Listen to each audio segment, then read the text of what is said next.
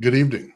I'm the official spokesperson for the GOP, also known as the Grand Old Pause, because we like to take a moment and then take another moment and then perhaps even an election cycle. Now, we've heard your concerns and we've seen the emails. We've felt the gentle, loving feedback from our voting base, mostly in all caps.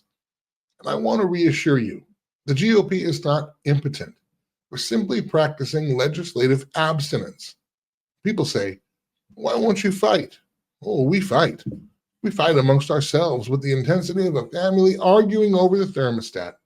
We fight so hard, in fact, that by the time it's time to fight the other side, we're tired. We need a quick nap, usually in one of our committee chairs. And look, we can address the phrase that we are unwilling to carry out the desires of our voting base. That's just unfair and patently untrue. We carry them out, usually to dinner. We nod politely. We write them down on a little notepad and we say, oh, that's a great point. Then we place the notepad into a special filing cabinet labeled after the next fundraiser. Our supporters want bold action, and we hear you. That's why we've developed an exciting new policy platform called Strongly Worded Letters.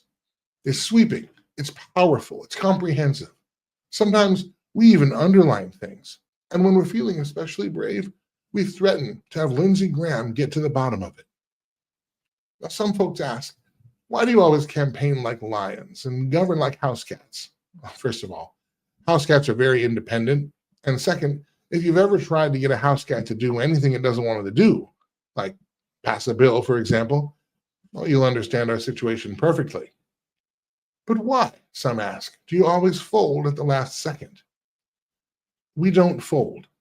We strategically reconfigure into a more compact, less noticeable, less powerful position.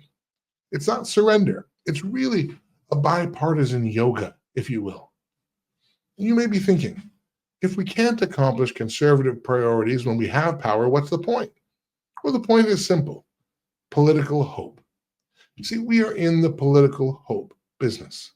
We sell hope wholesale and we deliver it retail, and sometimes after the next special election.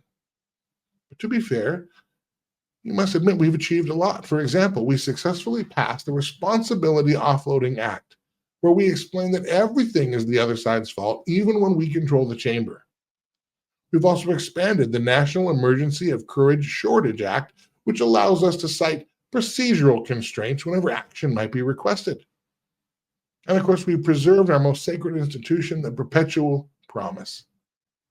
Because governing is complicated. It requires tough decisions, risks, conviction, and frankly, those things pull terribly among our donors that have vastly different zip codes than you do. Now, voters want results, and we recognize that. But donors want stability, and the GOP is committed to giving everyone exactly what they want by giving no one exactly what they asked for. So please, let's stop with the name calling. Stop calling us weak. Stop calling us impotent. We're neither of those things. We're careful. We're measured. We're deeply concerned. And if concern were a policy, we'd be the most effective party in the history of the Republic. In closing, remember, the GOP is listening. We are acting. And we are just one more election away from finally doing the thing we promised the last time that we were one more election away from doing. Thank you, and God bless America, as someone has to.